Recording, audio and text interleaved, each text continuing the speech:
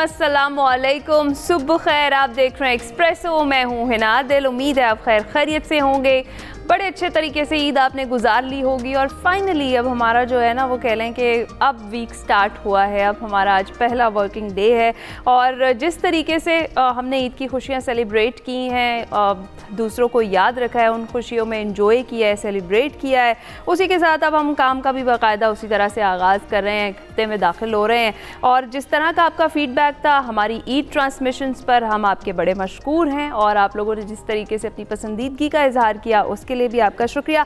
आज एक्सप्रेसो में आपके लिए बहुत कुछ है जनाब। टैलेंट से आपकी मुलाकात करवानी है, इसके साथ साथ मौसम पर बात करना भी बहुत ज़्यादा ज़रूरी हो गया है कि ये कौन सा मौसम है जिसमें अब हम दाखिल हो रहे हैं। कभी गर्मी हो जाती है, कभी सर्दी हो जाती है, कुछ समझ में नहीं आ रहा। इसके साथ साथ PSL की जो रौनकें हैं वो बहाल होने वाली हैं, कुछ इंपॉर्टेंट डिसीजंस हुए हैं, बात करनी है आपसे। और इसके अलावा TB के हवाले से अहम दिन है और उस पर भी हम बात करेंगे। लेकिन आगाज़ हम करते हैं ये जो ईरान और अमेरिका के दरमियान जंग है और जिसमें अब सालिसी की पेशकश हो रही है एक तरफ से, और ट्रंप का जो ताज़ा बयान जो सोशल हैंडल पर उन्होंने किया है, ट्रूथ सोशल पर, उसके हवाले से भी हम बात करेंगे। तो जनाब, हफ्ते के रोज़ अमेरिकी सदर डोनाल्ड ट्रंप ने ईरान को 48 घंटों में जो स्ट्रेट ऑफ हॉर्मुज़ है खोलने का अल्टीमेटम दिया था, जिस पर ईरान ने भी दो टोक अल्फाज में खबरदार किया कि अगर ईरान के पावर प्लांट्स पर हमले किए गए तो फिर दुनिया की मुआशी शरक को हमेशा के लिए काट दिया जाएगा। जिसके बाद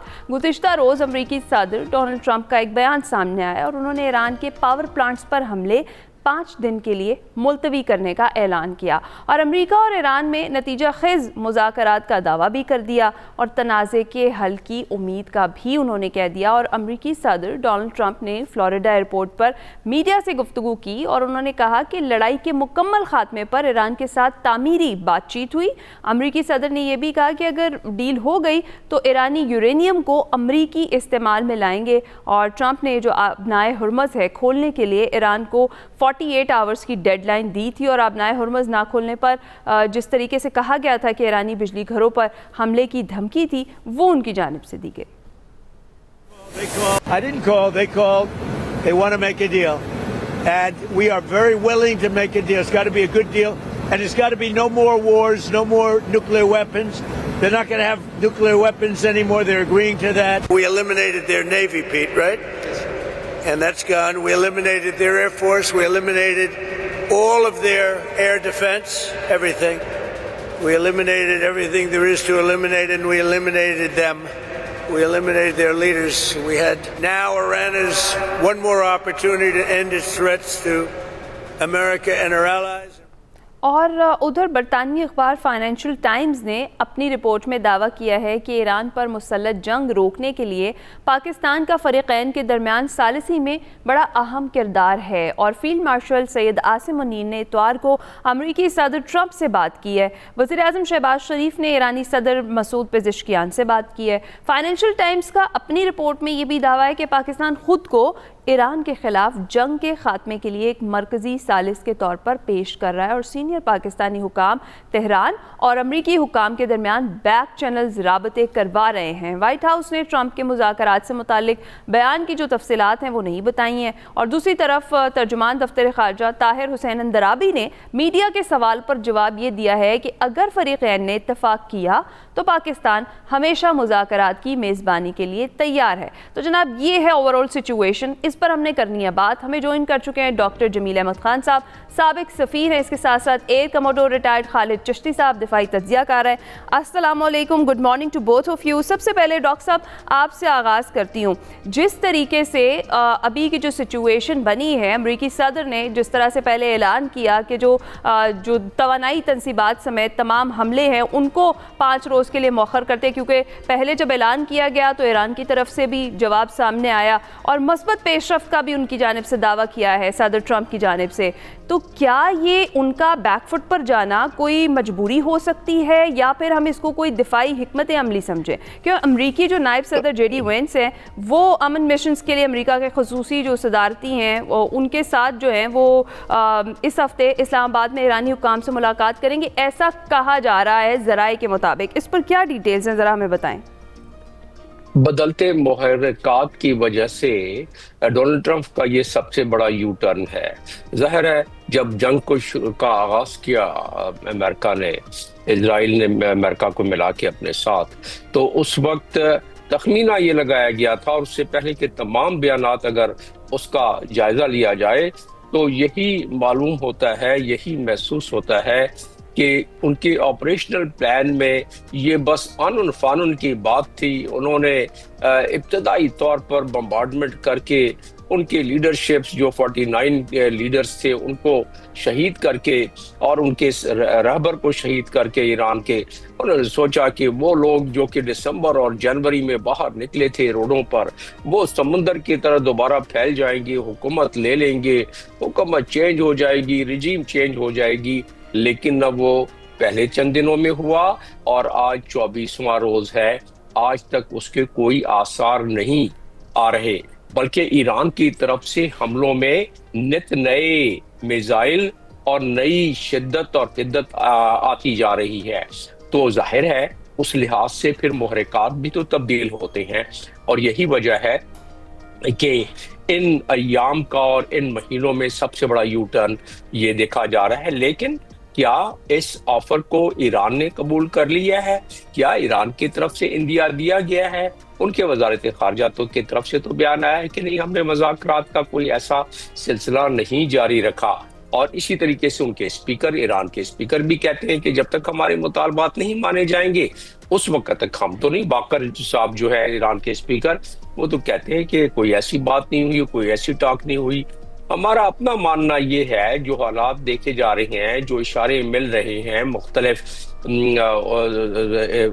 मामलात से, मुख्तलिफ जगहों से, वो यही मिल रहे हैं कि कुछ बैकडोर चैनल यानी थर्ड पार्टी के जरिए, और अभी आपने अपने बयानिए में भी बताया कि उसमें पाकिस्तान बड़ा कलीदी मुल्क है, तुर्की है, ओमान है, इजिप्ट है, इन ममालिक ने यकीनन पसे पर्दा रह के और इनकी कोशिशें जारी। पाकिस्तान क्यों सबसे बड़ा और सबसे अहम कलीदी मुल्क बन जाता है? इसलिए कि पाकिस्तान के स्टेक्स भी बड़े हाई हैं। दो वजूहात उसकी हैं, सबसे बड़े स्टेक्स इसलिए हाई हैं कि अच्छा डॉक्टर साहब, पाकिस्तान के रोल पर भी करते हैं बात, जरा खालिद चिश्ती साहब से जानते हैं। खालिद साहब, जिस तरीके से भी डॉक्टर साहब भी कह रहे हैं कि एक यू टर्न था सबसे बड़ा, और 360 का यू टर्न अगर इसे हम समझ लें ट्रंप की तरफ से था, क्या चीज़ थी जिसने इस यू टर्न पर उनको फोर्स किया? बिकॉज इससे पहले तो यही बात हो रही थी कि जी फिजाओं पर हमारी हुक्मरानी है, पूरी सिचुएशन हमारे अंडर कंट्रोल है और इस तरह का कोई मसला नहीं है कि अमेरिका पीछे हटे। लेकिन बज़ाहिर अब ऐसा लग रहा है कि ईरान की जो मिसाइल सलाहियत है शायद उसने अमेरिका को घुटने टेकने पर मजबूर कर दिया है।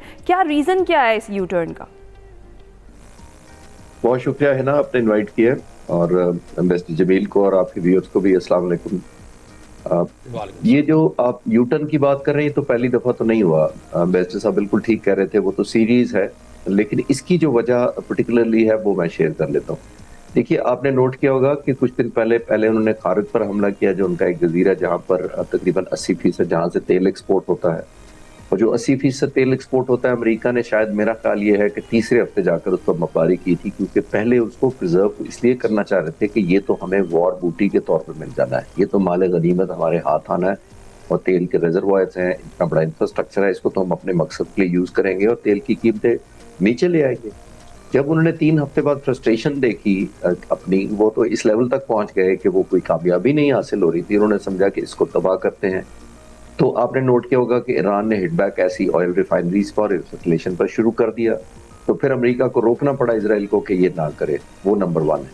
आपने देखा कि उन्होंने थ्रेट भी किया और कुछ पावर प्लांट्स को, जो बिजली घर थे ईरान के, उन पर हमला किया।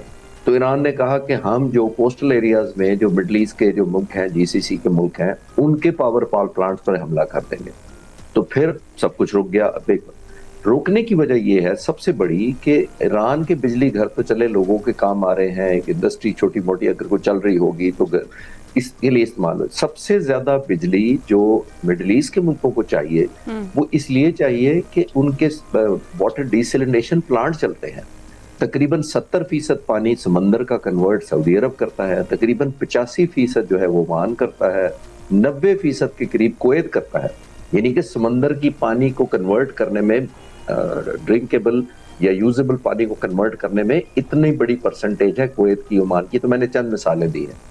अब ये जो प्लांट है, ये बहुत सबके सब ज़ाहिर है बिजली से चलते हैं, अगर ईरान इन प्लांट्स को न्यूट्रलाइज कर दे, ऑब्वियसली बिजली की पैदा करने वाले, तो उनकी पानी जो बनाने के लिए अपनी कैपेसिटी है वो खत्म हो जाएगी। आप इमेजिन करें कि दुबई में जो बुर्ज खलीफा या कोई बड़े बड़े जो होटल ही हैं वो बिजली बंद हो जाए वहां पे और पानी भी बंद हो जाए वहां पे, तो किस तरह का क्योटिक सिनेरियो होगा।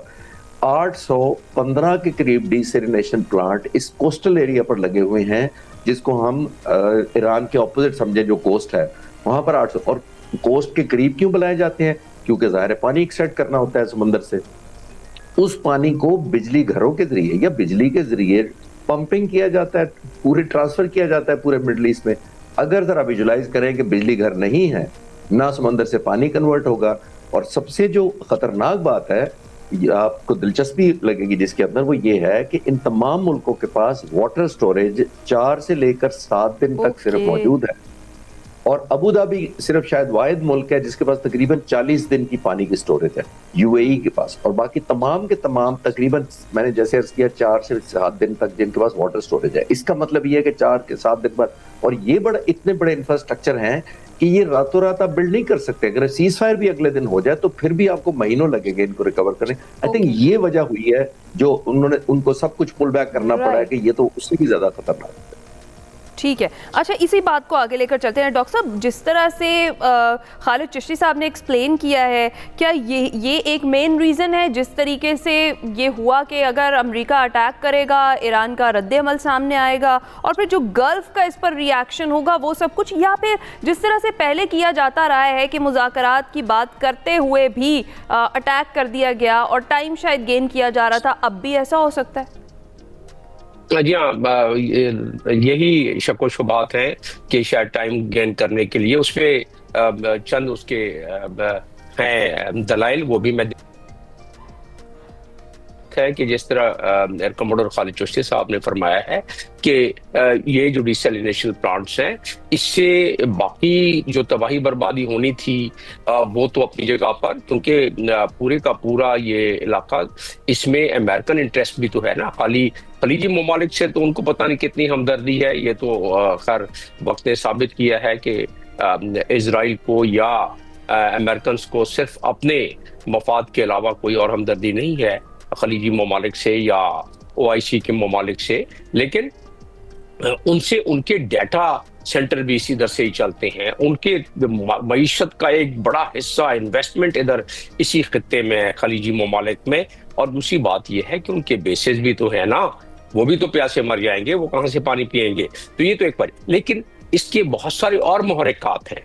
दूसरा इसका मुहर्रिक यह है कि ईरान ने किसी लिहाज से भी सरनगू होने का इंदिया नहीं दिया, और ईरान, जैसा मैं बता रहा था, कि अपनी हिद्दत और शिद्दत में बढ़ावा देता जा रहा है। देखें, और जिस तरीके से मिसाइल दागे जा रहे हैं हैफा में, डेमुना में, तल अवीव में, ऐसी कभी तारीख में इजराइल के नहीं हुआ।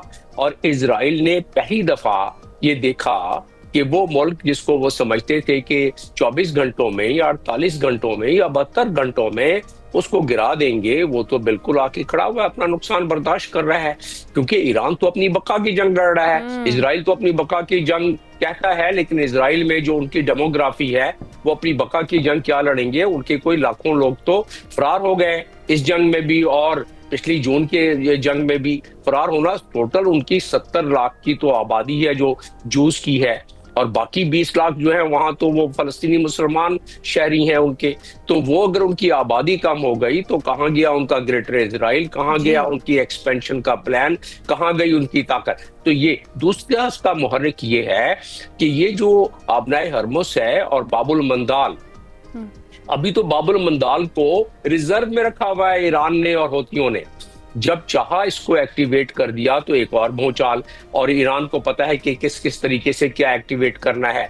दूसरी चीज ये है कि यहाँ से जितनी भी इंटरनेट की केबल्स हैं एशिया के तरफ और बाकी इलाकों में और मुल्कों में, वो इंटरनेट जो है वो अगर ईरान काट दे तो सारे का सारा मामला, फाइनेंशियल मार्केट पूरी दुनिया की ठप हो जाती है। तो इसी तरीके से जो रस्तगाहें हैं जो ऑयल की, वो तो पहले ही आपने देख लिया कि ईरान ने जो कहा वो करके दिखला दिया।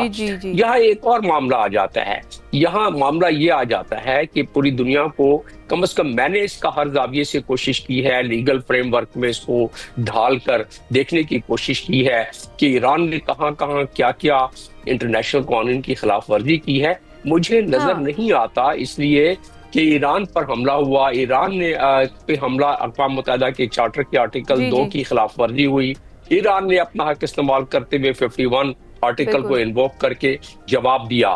तो अब रहा सवाल कि इसमें एक ही बात आखिरी रह जाती है और आखिरी एक जुमले में उसकी तकमील कर देता हूं मैं कि क्योंकि ये दरीना ख्वाहिश इजराइल की रही है कि किसी तरीके से एक आखिरी मज़ाहमत इजराइल को अपने गलत कारियों को आगे बढ़ाने में इस पूरे खित्ते में वो ईरान था। ईरान को इजराइल ने कहा कि वो दरीना ख्वाहिश इस दफा डोनाल्ड ट्रंप को कन्विंस कर लिया और उसको पूरी कर ले। 7 के करीब दौरे किए इजरायली प्राइम मिनिस्टर ने और उसमें उसके पीछे बहुत सारे मुहर्रिकात हैं जिसके तहत उन्होंने कायल कर लिया। अब बैकफायर कर रहा है डोनाल्ड ट्रंप को, इसलिए आपको इतना बड़ा यू टर्न ये नजर आया है। जी राइट, बिल्कुल ठीक है। अच्छा खालिद चिश्ती साहब, डिफेंस के मामलात पर बड़ी आपकी गहरी नज़र है और जिस तरीके से हम बात कर रहे हैं अभी की जो करंट सिचुएशन है, डॉक्टर साहब भी यही कह रहे हैं कि फॉर ईरान ये बका की जंग है और वो अपनी पूरी हिद्दत और शिद्दत के साथ आ रहा है और उसमें दिन ब दिन अगर हम देखें तो इजाफा ही हो रहा है। तो जो करंट सिचुएशन है, अगर मुज़ाकरात की भी बात की जा रही है, तो पहली चीज़ तो ये है कि ईरान क्या कॉम्प्रोमाइज़ करने के लिए तैयार है? जिस तरह से अमरीकी सदर कह रहे हैं कि ईरान का फिर जो यूरेनियम है उसको अमरीकी इस्तेमाल में लाया जाएगा, और जिस तरह से ईरान ने ये जो जंग रोकने के लिए ऑलरेडी 6 जो स्ट्रेटेजिक शराइत है वो भी पेश की थी, और जो हम देख रहे हैं जिस तरह से ईरान से यूरोप तक पर मिसाइल दागे गए हैं और बताया यही जा रहा है कि ज़ेरे ज़मीन ज़ख़ीरा बहुत ज़्यादा है, और जिस तरीके से अमेरिका के F-35 तैयारों को निशाना बनाया और जंग में जितना अमेरिका को नुकसान हुआ, ये एक मेन रीज़न हो सकता है इस यू टर्न का। देखिए ना, मेरा ख्याल है न्यूक्लियर इटसेल्फ तो कभी था ही नहीं, क्योंकि आपने देखा होगा ओमानी फॉरेन मिनिस्टर जो मुज़ाकरात में शामिल थे उन्होंने कहा था कि ऑलमोस्ट न्यूक्लियर की तो बात हो गई थी। दैट मींस कि ईरान कॉम्प्रोमाइज करने को तैयार था बातचीत के दौरान, और ये पहली दफा नहीं हुआ। ये 2015 में भी ईरान ने जब वो किया था नेगोशिएशन, उस वक्त एक एग्रीमेंट हो गया था और उस वक्त भी सबसे ज्यादा मुखालफत इजराइल ने की थी 2015 में। तभी 2018 में जब प्रेसिडेंट ट्रंप आए उन्होंने वो अनडू कर दिया था सारा एग्रीमेंट जो है, और कहा था हम नहीं मानते। और European now situation has been changed for Iran ना। जी, मैं यही तो अर्ज कर रहा हूँ कि अब ईरान ने एक इतनी प्रोहिबिटिव कॉस्ट इम्पोज कर दी है अमेरिका और इजराइल पर कि उनको समझ नहीं आ रही। जो ऑनरेबल एम्बेसडर भी कह रहे थे कि देखिए उनको तो ये लगता था कि हमने सिर्फ एक माचिस लगानी है, बाकी सब कुछ तैयार है, लोग वही इंतजार कर रहे हैं, हमने सिर्फ लीडरशिप एलिमिनेट करनी है, लोगों ने महलों पर कब्जे कर लेने हैं, प्रेसिडेंसी उनकी हो जाएगी, अदालतें उनकी हो जाएंगी। तो ये आज महीना होने वाला है, तो अब नहीं हो सका, तो एक एलिमेंट ऑफ फ्रस्ट्रेशन है। इसीलिए वो कभी टारगेट चेंज करते हैं, कभी ऑयल रिफाइनरीज को हमला करते हैं, कभी खार पे जाके हमला करते हैं, यानी कि वो उनको स्ट्रैटेजी एक तो आउटपुट नहीं क्लियर। वॉर जब भी आप लड़ते हैं आपको वॉर ऑब्जेक्टिव्स पता होते हैं कि मैं ये करूंगा। मैंने पहले दिन कहा जिस दिन हमला हुआ है, आज 24 दिन हो गए जो मैंने गुजारिश की थी, मैंने कहा था प्रेसिडेंट ट्रंप ने जो पहले दिन तकरीर की थी, हालांकि उस वक्त एक दिन गुजरा था, मैंने कहा ये फॉल्टी है, ये नॉन स्टार्टर है। उसकी वजह यह है कि प्रेसिडेंट ट्रंप इतनी बड़ी फोर्स को लेकर आ रहे हैं, दुनिया की नंबर 1 फौज है बैक्ड बाय इजराइल, और आकर अपने ना वॉर ऑब्जेक्टिव बता रहे हैं। पहले दिन तकरीर में कहते हैं कि जनाब हमने हमला कर दिया, ईरानी लोगों तुम कब्जा कर लो। यानी आप कभी अपनी जीत के अंदर दुश्मन मुल्क के रिस्पांस को भी शामिल कर सकते हैं, ऐसा नहीं करते आप उनको बोनस होता है, अगर वो लोग उठ पड़े आपका मकसद जल्दी हाल हो जाएगा। लेकिन आप ये नहीं कह सकते कि मैंने तुम पे बमबारी करनी है और तुम ही जरा कब्जा कर लो तो मैं जीत जाऊंगा। ये मैं पहले दिन से कह रहा हूं, आज 25 दिन पहले कहा था, आप आज भी देख ले जंग वही। और फिर आखिरी बात ये है कि आप लीडरशिप को एलिमिनेट नहीं करते। दूसरी नॉन स्टार्टिंग ये थी उनकी फॉल्टी स्टार्ट, और लीडरशिप को इसलिए एलिमिनेट उन्होंने किया था कि लोग मोटिवेट हो जाएंगे और आकर संभाल लेंगे और नई लीडरशिप बन जाएगी, वो भी गलत साबित हुई। तो आई थिंक फेलियर्स की वजह से इनको सारे कॉम्प्रोमाइजेस करने पड़ रहे हैं। लेकिन ईरान का पॉइंट ऑफ व्यू बिल्कुल ठीक है, वो एश्योरेंस चाहेंगे कि कल को आप 6 महीने बाद फिर ना चढ़ दौड़े कि जनाब हमें याद आया कि आपका तो न्यूक्लियर प्लांट अभी भी थोड़ा सा बच गया था, हम फिर दोबारा आ गए। तो आई थिंक ईरान जस्टिफाइड है जो कंडीशंस वो पुट अक्रॉस कर रहा है। अच्छा, और खालिद साहब वन मोर थिंग मैं चाहूंगी आप उस पर कमेंट करें, जिस तरीके से ये जो ईरानी मिसाइल्स की रेंज है इस पर आप क्या कहेंगे, जिस तरह से अटैक्स हो रहे हैं?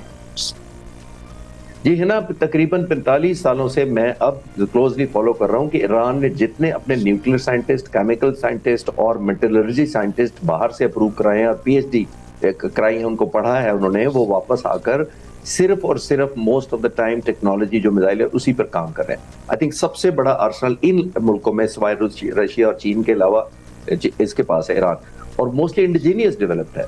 अभी जो देखिए जिस तरह की उन्होंने एस्केलेशन की है, वेपन्स की सीरियसनेस या डिस्ट्रक्शन जो वो कॉज कर पा रहे हैं उनके मिसाइल, वो ना सिर्फ डिस्ट्रक्शन ज्यादा कॉज कर रहे हैं, वो बहुत पिन पॉइंटेड एक्यूरेसी से कर रहे हैं, जिसका मतलब ये है, अब जाहिर है प्रेसिडेंट ट्रम्प कहते हैं जी वो रूस मदद कर रहा है, उनको कोई भी मदद करे, उनकी कैपेबिलिटी इस वक्त अपनी है, अपनी सरजमीन से वो फायर कर रहे हैं, और जाहिर है तकरीबन ना बेबस हो चुका है एयर डिफेंस सिस्टम इजराइल का, वो अपनी मर्जी पर ईरान हिट बैक कर रहा है, जिसके रिजल्ट्स अब आना शुरू हुए हैं। और आखिरी जुमला इस सवाल के जवाब में कि देखिए इजराइल के लोगों को तो ये पता ही नहीं था कि बमबारी होती क्या है, राशनिंग क्या होती है, फूड शॉर्टेज क्या होती है, अस्पतालों में बिजली चली जाए तो क्या होता है, बंकर में 15-25 दिन सोना क्या होता है। वो तो समझते थे हमने जो हम करते हैं दूसरे मुल्कों पर जाकर, हम करते हैं गाजा पर जाकर, वहां बच्चे बिलखते हैं दूध के लिए, पानी के लिए, तो हमें तो नहीं पता था हमारे बच्चे भी ऐसा करेंगे। तो आई थिंक ये सब कुछ चेंज हो गया। राइट, बहुत बहुत शुक्रिया air commodore retired Khalid Chishti साहब आपका, और डॉक्टर जमील अहमद खान आप दोनों का बहुत शुक्रिया। अब देखते हैं ये जो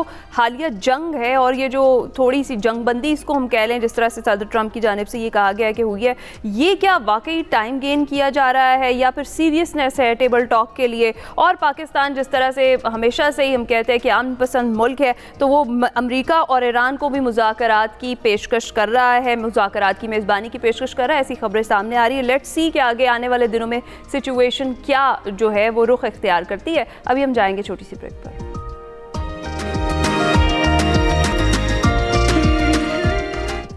वेलकम बैक टू एक्सप्रेसो जनाब। अब हम आपको मिलवाने जा रहे हैं ऐसी बासलाहियत और मेहनती ख़वातीन से जिन्होंने एक नए और शानदार खेल में न सिर्फ पाकिस्तान का नाम रोशन किया है बल्कि आलमी सतह पर अपने मुल्क की पहचान भी बनाई है। जी हाँ, हाल ही में पाकिस्तान लैक्रोस टीम ने अपनी शानदार डेब्यू परफॉर्मेंस के साथ एशियन लैक्रोस गेम्स रियाद में सिल्वर मेडल अपने नाम किया है, और कामयाबियों का ये सफ़र यहीं नहीं रुका बल्कि Okinawa open lacrosse championship Japan में भी अपनी बेहतरीन कारकर्दगी दिखाते हुए ब्रॉन्ज मेडल हासिल किया है।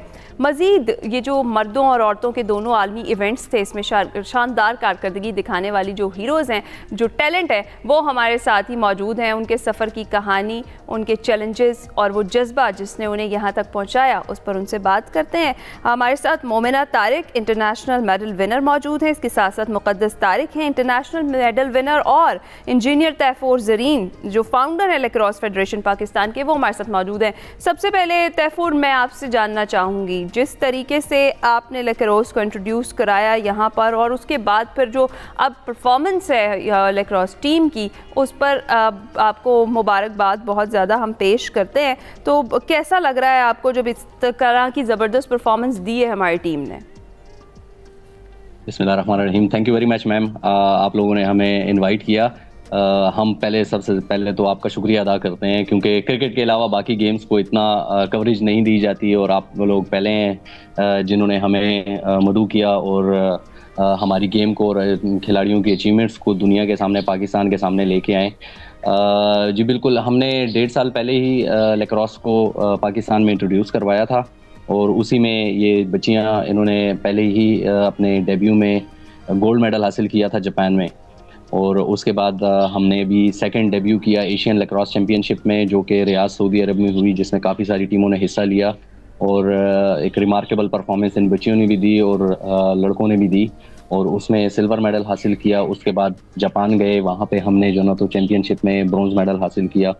तो पाकिस्तान में टैलेंट की कमी नहीं है, बस उसको उजागर करना और सामने लेके आना, ये बहुत बड़ी बात होती है। इनको हमने मौके फराहम किए और इन्होंने पाकिस्तान का नाम रोशन किया। राइट, बिल्कुल ठीक कह रहे हैं, पाकिस्तान में टैलेंट की कमी नहीं है।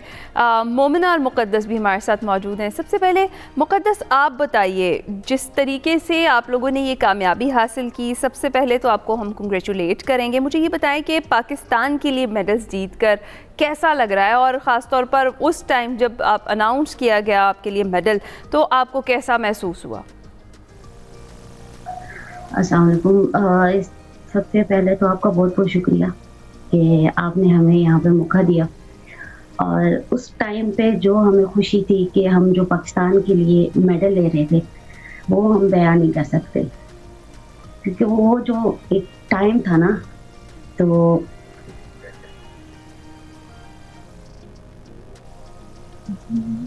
जी।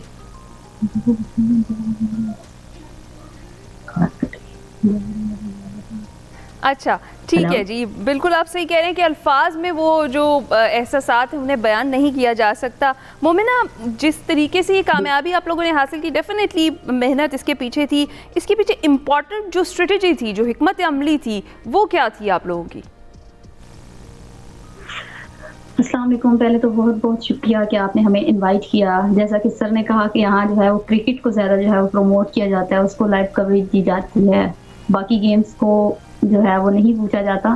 तो आपका बहुत शुक्रिया कि आपने हमें इनवाइट किया, आपने हमें कवरेज दी, और हमने इसके लिए जो है वो बहुत मेहनत की, हमारी पूरी टीम, ताकि जो हमारे लैक्रोस के फाउंडर हैं सर तहफूज़ ज़रीन साहब, जो हमारे साथ इस वक्त मौजूद हैं, उन्होंने बहुत मेहनत की। हम लोगों ने ट्रेनिंग कैंप्स लगाए, हम लोगों ने हाइकिंग्स की, हम लोग नारान गए, सवाद गए, वहाँ पे ट्रेनिंग कैंप्स लगाए। हम लोगों ने इस्लामाबाद में, हम लोगों ने चारसदा में, हर जगह, हर एरिया में, हर वेदर के लिहाज से हम लोगों ने कैंप्स लगाए, वहाँ पे ट्रेनिंग की। और उसके अलावा बच्चियों ने बहुत मेहनत की और जीत का जज्बा रखते हुए हम लोग जो है वो गए थे इंटरनेशनल टूर्स करने। और अल्हम्दुलिल्लाह open Okinawa lacrosse championship Japan में जो हुई, उसमें हमने 2025 फरवरी में जो है वो हमने गोल्ड मेडल लिया। और अभी 2026 फरवरी में सऊदी रियाज गेम्स जो हुई, एशिया गेम्स, उसमें हमने सिल्वर मेडल लिया वुमेन्स की टीम ने। और हमारे लिए तो ये बहुत फख्र की बात है कि हम पाकिस्तान के लिए मेडल्स लेके आए हैं, पाकिस्तान के लिए इतनी मेहनत कर रहे हैं, लेकिन पाकिस्तान की तरफ से, पाकिस्तान की गवर्नमेंट की तरफ से जो है वो हमें कोई सपोर्ट नहीं दी जाती। अभी तक जो हमने जितने भी टूर्स किए, जो बच्चियां हैं, वो सब अपने एक्सपेंसेस पे अपनी मेहनत करके और अपने बलबूते पे जा रहे हैं। दैट्स क्वाइट अनफॉर्चुनेट, बट हम तो यही कहेंगे कि हमें आप पर फ़ख्र है, और आप जिस तरीके से मेहनत कर रही हैं, आप करती रहें, और इसका सिला आपको मिल रहा है। और इंशाल्लाह जल्द ये जो स्पॉन्सर वाला मसाइल है, फंडिंग वाला इशू है, ये भी हल हो ही जाएगा। मुक़द्दस, जिस तरीके से आप लोगों ने ख़वातीन की नुमाइंदगी की, पाकिस्तान को रिप्रेजेंट किया, एक अलग टाइप का एक्सपीरियंस था। आपको क्या लगता है ख़वातीन में लैक्रोस को लेकर कितना टैलेंट मौजूद है पाकिस्तान में?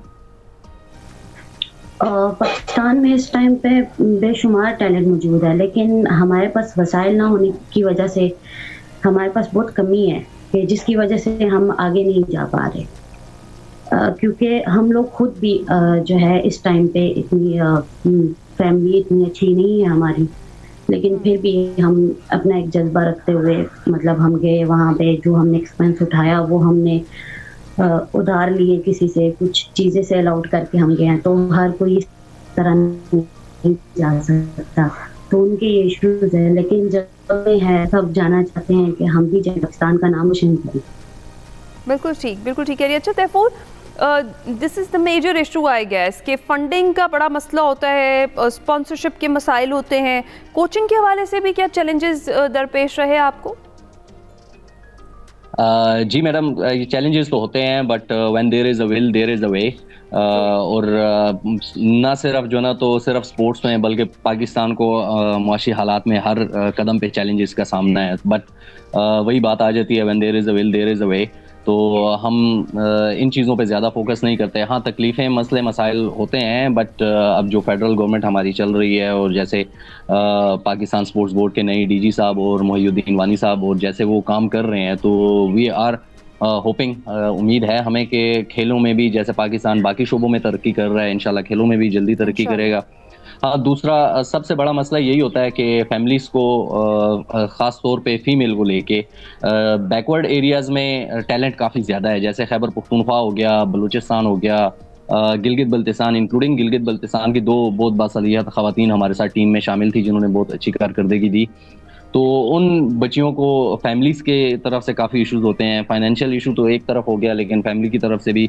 और जैसे इन बच्चियों ने अपनी टैलेंट को सामने लेके आए और पाकिस्तान के लिए मेडल हासिल किया, तो ये एक मशाल राह बन रही हैं पूरे पाकिस्तान की बच्चियों के लिए, और बाकी बच्चियों को एक उनके लिए मिसाल बन रही है कि जैसे हम जा सकते हैं तो आप लोग भी जा सकते हैं। So it's a very positive thing. बिल्कुल है। अच्छा तैफूर, मैं आपसे भी यही जानना चाहूँगी, आपने कहा कि बहुत टैलेंट मौजूद है पाकिस्तान में लैक्रोस को लेके, खुसूसी तौर पर ख़वातीन का, हमारी बच्चियों का बताइए कि कितना टैलेंट है पाकिस्तान में? बच्चियों में तो टैलेंट बेपनाह है, बस सिर्फ इनको मौका देने की बात है। जैसे अभी हमारी वुमेन्स टीम में जो मैन ऑफ दी सीरीज बच्ची थी, उसका नाम फिजा जाहिर था, जिसने पूरे टूर्नामेंट में 34 गोल्स स्कोर किए। अकलौते जो ना तो वो सोल गोल स्कोरर थी, हाईएस्ट टॉप गोल स्कोरर, तो जो उसके करीब भी कोई नहीं आ पा रहा था। Second position holder scored like 8 goals. तो हमारी बच्चियों में इस लेवल का टैलेंट है, और इंक्लूडिंग के इंटरनेशनल इदारे और क्लब्स हमें कह रहे थे कि आप जो ना तो अपनी बच्चियों को हमें रेफर करें ताकि वो हमारे साथ भी खेला करें। बट वही फाइनेंशियल इश्यूज आ जाते हैं जो कि लाइफ टाइम के लिए नहीं रहेंगे। जैसे जैसे गेम आगे तरक्की पा रही है तो इंशाल्लाह ये इश्यूज भी हल होते जाएंगे इंशाल्लाह। बिल्कुल ऐसा। अच्छा मोमिना, पाकिस्तान में आप लोगों ने जिस तरह से प्रैक्टिस की और आपने कहा कि ट्रेनिंग आप लोगों की बड़ी टफ होती है, वो ट्रेनिंग आपके कितना काम आई? क्या वहाँ जहाँ आपने बाहर आपने जाकर जो चैम्पियनशिप्स खेली, क्या वहाँ पर मौसम का जो फ़र्क है वो किसी हद तक असरअंदाज हुआ, या फिर आपको जो खेलने का मैदान है वो डिफरेंट था, या कुछ सहूलियात ऐसी थी जो पाकिस्तान में नहीं है लेकिन बाहर थी? जी बिल्कुल, पाकिस्तान का मौसम और बाहर का मौसम बहुत जो है वो इसमें फ़र्क है। जैसे कि हम लोग जब जापान गए थे तो यहाँ पे नॉर्मली जो है वो सर्दी थी, तो जब हम जापान गए वहाँ पे बहुत ज़्यादा सर्दी थी फरवरी में, तो वहाँ पे हमें हैंडल करना बहुत मुश्किल हो रहा था। लेकिन जो है वो हमने नारान में ट्रेनिंग जो की थी, वो ट्रेनिंग हमें बहुत काम आई। हम लोग हाइकिंग करके 16 किलोमीटर हाइक करके हम लोग जो है वो नारान से सैफुल मलूक झील गए थे और वापस भी आए थे। फिर उसके अलावा वहाँ पे काफ़ी सारे ऐसे एरियाज थे जहाँ हम हाइकिंग करके गए, और वो ट्रेनिंग हमें बहुत काम आई। और इसके अलावा हम इस्लामाबाद में जो है वो ट्रेनिंग करते थे। यहाँ पे सर्दी थी और हम दोपहर में ट्रेनिंग करते थे। ये सर की सारी स्ट्रेटजीज हैं कि हमें किस तरह से काम करना चाहिए, क्योंकि हमने जब सऊदीया जाना था तो वहाँ पे गर्मी थी और यहाँ पे मौसम नॉर्मल था, तो हमने दोपहर में ट्रेनिंग की ताकि हमें वहाँ का मौसम कोई मुश्किल ना पेश आए वहाँ के मौसम में। तो हमारी परफॉर्मेंस बहुत ज़्यादा इस चीज़ से जो है वो एनहेंस होती है कि हमारी ट्रेनिंग कैसी हो रही है। और हमारी ट्रेनिंग तो बहुत टफ होती है क्योंकि सर खुद हमारे साथ होते हैं। ट्रेनिंग के टाइम हमें खुद सर ट्रेनिंग करवा रहे होते हैं, हर चीज़ गाइड कर रहे होते हैं कि आपने खाना क्या है, आपने कैसे ट्रेनिंग करनी है, आपने रनिंग कितनी करनी है। हत्ता कि हम 2-2, 3-3 घंटे लगातार रनिंग करते रहते हैं, तो वो ट्रेनिंग हमें बहुत काम आती है। और पाकिस्तान में इतना टैलेंट मौजूद है कि मतलब हम कहते हैं कि मतलब हमारे पास अभी क्लब रजिस्टर्ड 40,000 प्लेयर्स मौजूद हैं इस वक्त। और क्योंकि ये गेम ओलंपिक्स में ऐड है और इंशाल्लाह हमारी पूरी कोशिश है कि हम आगे भी मेहनत करेंगे। और जैसा कि सर ने भी कहा और आपने भी कहा कि मुश्किलात सारी जिंदगी के लिए नहीं रहेंगे, ये हल हो जाएंगे इंशाल्लाह। बिल्कुल, क्योंकि आपके हौसले बुलंद हैं तो फिर कोई चीज़, कोई रुकावट आपके आगे आ नहीं सकती। अच्छा मुकद्दस, ट्रेनिंग का जिक्र कर रही हैं मोमिना, ज़रा ट्रेनिंग का तो बताएं, कितनी टफ है, क्या रूटीन क्या होती है आपकी? सुबह कितने बजे उठना पड़ता है, कितने बजे आपको मैदान में जाना पड़ता है, और कितनी टफ ट्रेनिंग है आपकी? सुबह जो है हमारे जो मॉर्निंग सेशन होता था वो हमें 4 बजे उठना पड़ता था। नमाज वगैरह पढ़ के हम लोग तकरीबन 5:30 के बाद 6 बजे के करीब हम निकल जाते थे ग्राउंड के लिए। ग्राउंड जाते वक्त भी हम ट्रेनिंग कर रहे होते थे ताकि वहाँ तक पहुँचते पहुँचते जो हमारी बॉडी का टेम्परेचर है वो थोड़ा नॉर्मल हो जाए। वहाँ जाके वहाँ पे हम 2 से 2.5 घंटे तकरीबन हम रनिंग करते थे। रनिंग के बाद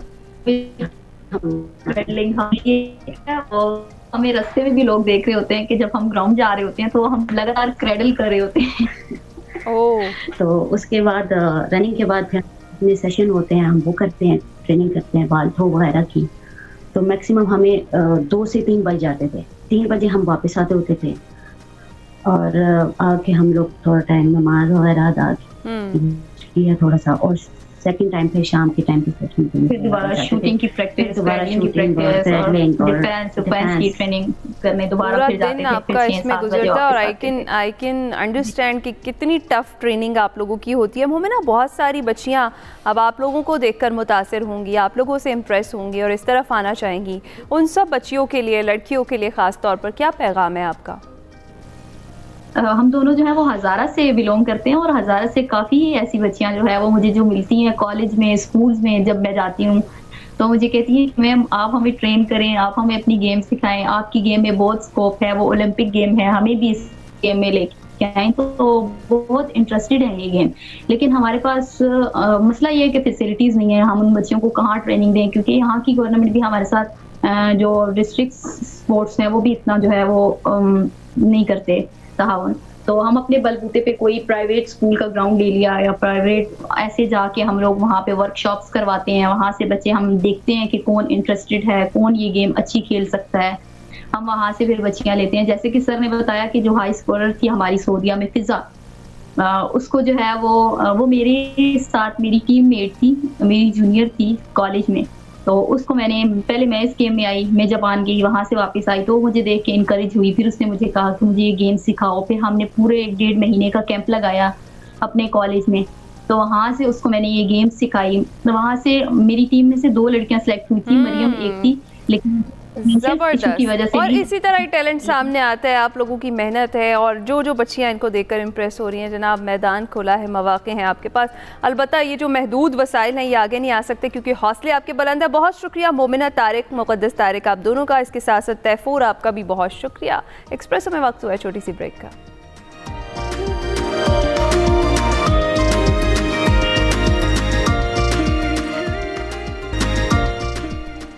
वेलकम बैक टू एक्सप्रेसो। जनाब, आगाज़ में मैंने आपसे कहा था कि मौसम के हवाले से ज़रूर बात करनी है कि हालिया जो सीजनल जो हम कह रहे हैं तब्दीलियां देख रहे हैं ये किस वजह से हो रही हैं, और आगे का मौसम कैसा होने वाला है पाकिस्तान का, उस हवाले से हमने बात करनी है। मगरबी हवाओं का एक जो सिलसिला है वो कहा जा रहा है कि आज से बलूचिस्तान के इलाकों में दाखिल होने का इम्कान है, जिससे 30 मार्च के दौरान मुल्क में तेज़ हवाओं और गरज चमक के साथ बारिश भी एक्सपेक्टेड है।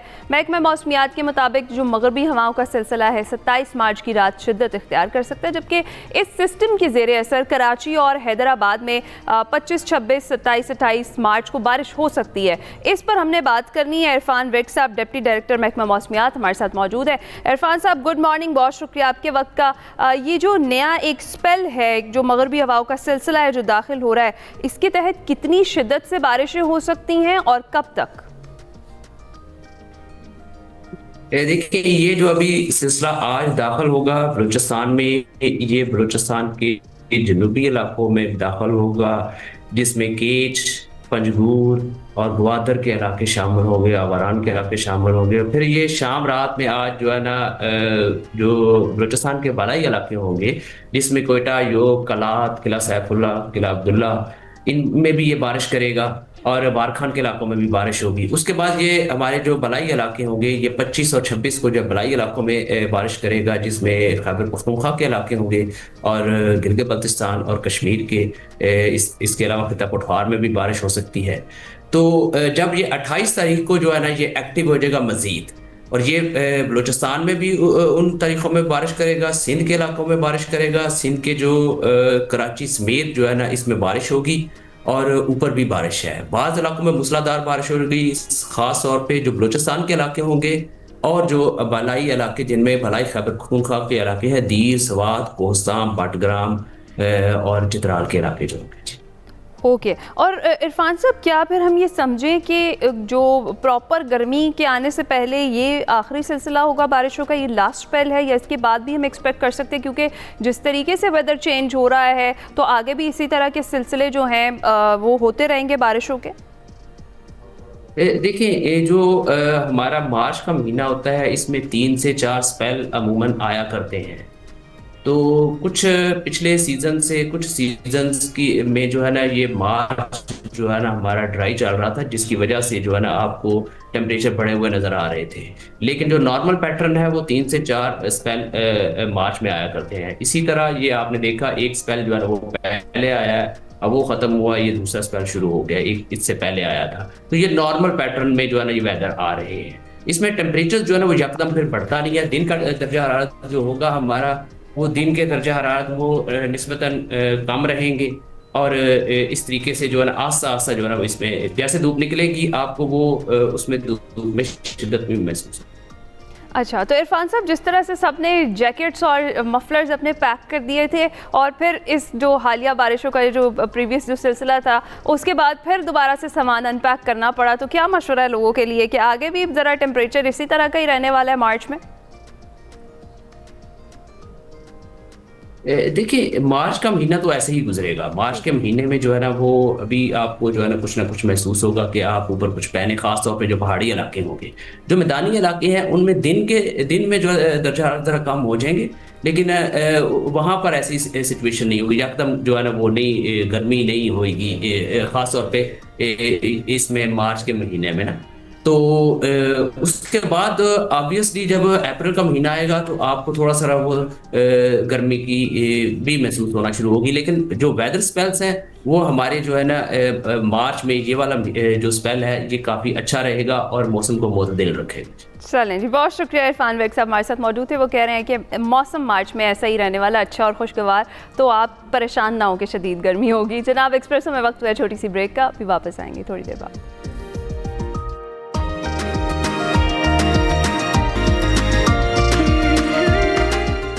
वेलकम बैक टू एक्सप्रेसो जी। आज पाकिस्तान समेत दुनिया भर में टीबी का आलमी दिन मनाया जा रहा है और आलमी इदारे सेहत के मुताबिक पाकिस्तान में हर साल 40 मिलियन अफराद टीबी के जरासीम की जद में आते हैं और उनमें से 50% में इस मर्ज़ की तशख़ीस हो जाती है। इस साल का जो थीम है वो है yes we can end TB. इस पर हमने मज़ीद बात करनी है। हमें ज्वाइन कर चुके हैं डॉक्टर इरफान मलिक साहब, पल्मोनोलॉजिस्ट हैं। अस्सलाम वालेकुम डॉक्टर साहब, कैसे हैं आप? डॉक्टर साहब, सबसे पहले जिस तरह से हम बात कर रहे हैं टीबी के हवाले से, टीबी आगाज़ में इसके सिम्टम्स बेसिक क्या होते हैं जिससे हम डिसाइड कर सके कि ये जो पेशेंट है ये टीबी का पेशेंट है बिफोर एनी टेस्टिंग? देखिए, टीबी जो है उसको अगर हम डिवाइड करें तो 80% जो टीबी है वो लंग से बिलोंग करती है, फेफड़ों से बिलोंग करती है, रेस्ट किसी भी ऑर्गन को इन्वॉल्व कर लेगी। तो हमारा जो मेन एरिया ऑफ इंटरेस्ट है वो लंग्स होते हैं। तो फेफड़ों की जब टीबी किसी को होती है तो सबसे पहले उसको खांसी आती है, और कोई भी खांसी अगर 2 हफ्ते से ज़्यादा हो, उसके साथ उसको बुखार हो, और बुखार यूजुअली शाम को हो और लो ग्रेड 99 to 100 से ऊपर ना जाता हो, और बलगम आए, बलगम में खून भी आ सकता है। इसके अलावा पेशेंट को अगर भूख कम लगे, उसका वज़न कम होना शुरू हो जाए, तो ये वो अलामत हैं जिसमें हम ये सोच सकते हैं कि ये जो शख्स है ये टीबी का शिकार हो चुका है। अच्छा, और डॉक्टर साहब, हर बीमारी में हम कहते हैं कि अर्ली डायग्नोसिस जो है वो एक बड़ी बेहतरीन चीज़ है, और अगर अर्ली डायग्नोसिस हो जाए तो वक्त पर उस बीमारी का जो इलाज है वो शुरू किया जा सकता है और मज़ीद वर्स सिचुएशन होने से पहले उसे पकड़ा जा सकता है। इसमें भी ऐसा ही है? जी बिल्कुल ऐसा ही है, और यही वजह है कि अभी तक 2026 में भी हमारे पास मरीज़ लेट आते हैं। बदकिस्मती से वो इसके वार्निंग साइन, जैसे मैंने आपको बताया कि हल्का फुल्का बुखार का रहना, फिर भूख का कम होना, वज़न की कमी, जब तक ये अलामत नहीं आती तो नॉर्मल वो टेम्परेचर को पैरास्टामोल लेके वो गुजारा कर लेते हैं, और वो जो इम्पॉर्टेंट टाइम होता है उसको वो वेस्ट करते हैं। फेफड़ों की टीबी हमारे पास मरीज़ हमेशा उस वक्त आता है जब उसको बलगम में खून आता है, और खून आने का मतलब है ये काफ़ी आगे बढ़ चुकी होती है। लेकिन अल्हम्दुलिल्लाह what ever the stage is, ये काबिल इलाज है। इसको हमें सोचना चाहिए कि ये काबिल इलाज मर्ज़ है। जब भी आपको अलामत आएँ आप करीबी डॉक्टर से रजू करें और वो आपको फर्दर गाइड करें। राइट। और डॉक्टर साहब, टीबी जिस तरह से हर बीमारी एक ऑर्गन को बहुत बुरी तरह मुतासिर करती है हमारी बॉडी में, टीबी कौन सा ऑर्गन सबसे ज़्यादा मुतासिर करता है, और उसके लिए भी आपने कहा कि इलाज डेफिनेटली मौजूद है, और कितने अरसा आपको ये सिम्टम्स रहें और आपको लगे कि यार ये अब ठीक नहीं हो रहे नॉर्मल मेडिसिन से और आपको जाना चाहिए डॉक्टर के पास, टेस्ट कराना चाहिए, टाइम भी बताइए? देखिए, 80% जो टीबी है वो फेफड़ों को इन्वॉल्व करती है, लेकिन रिमेंबर वन थिंग, ये किसी भी ऑर्गन को इन्वॉल्व कर सकती है, from the brain to eye to toes, bone, heart, intestine, lymph node, name any organ, ये किसी भी ऑर्गन को इन्वॉल्व कर सकती है, लेकिन 80% ये फेफड़ों को बिलोंग करती है। फिर अलामत में जो सबसे इंपॉर्टेंट है कि अगर आपको 2 हफ्ते खांसी रहे, 2 हफ्ते, और इसके साथ आपको हल्का बुखार है, आपको भूख कम लग रही है, वज़न की कमी हो रही है, ठंडे पसीने आ रहे हैं, तो ये वो अलामत हैं जो हमें टीबी की तरफ लेके जा सकती हैं। ठीक है। और डॉक्टर साहब, कौन कौन से ऐसे कुछ कोर्सेज हैं, मेडिकेशंस ऐसी हैं जो इससे प्रिवेंशन के लिए इस्तेमाल की जा सकती हैं? Very very important question. देखें, इसकी प्रिवेंटिव मेडिसिन अवेलेबल है। ये एक डिबेट है इन कंट्री लाइक अस, जो हमारे कंट्री में आपको पता है कि हम पाकिस्तान दुनिया में 5वें भरे नंबर पे हैं जिनमें टीबी की ड्रग सेंसिटिव टीबी कॉमन है। क्या हम हर शख्स को टीबी की प्रिवेंटिव थेरेपी दे दें? तो उसका आंसर ऐसा है कि नो। हाँ, वो लोग जो हाई रिस्क हैं और उनमें कुछ टेस्ट करवा के हम प्रिवेंटिव थेरेपी दे सकते हैं। लेकिन वो लोग जिनके घर में टीबी का मरीज़ मौजूद है और उसके बलगम में टीबी का जरासीम आ चुका है, तो उसके लिए अब free of cost preventive therapy available है और वो कुछ ज़्यादा मुश्किल नहीं है। आपको हफ्ते में एक दफ़ा 12 हफ्ते लेनी होती है। ओके। और डॉक्टर साहब एक और चीज़, क्या ये हम कह सकते हैं कि अगर एक घर में एक टीबी का पेशेंट है तो बाकी लोगों को भी अलर्ट रहना चाहिए? क्या ये उन लोगों को भी या ट्रांसफ़र हो सकता है, या फिर कितना टाइम लेगा एक शख्स से दूसरे शख्स में ये ट्रांसफ़र होने में? देखिए यही तो प्रॉब्लम है, फेफड़ों की टीबी जो है वो ट्रांसफरेबल है। और याद रखें कि किसी एक शख्स को अगर टीबी हो जाती है तो वो एक साल में 10 से 15 लोगों को टीबी फैला चुका होता है। इतना कंटेजियस? जी। और पाकिस्तान में एक मुताद अंदाजे के मुताबिक 6 लाख के करीब केस रिपोर्ट होने चाहिए। जो हम ट्रीट करें वो 4,90,000 हैं।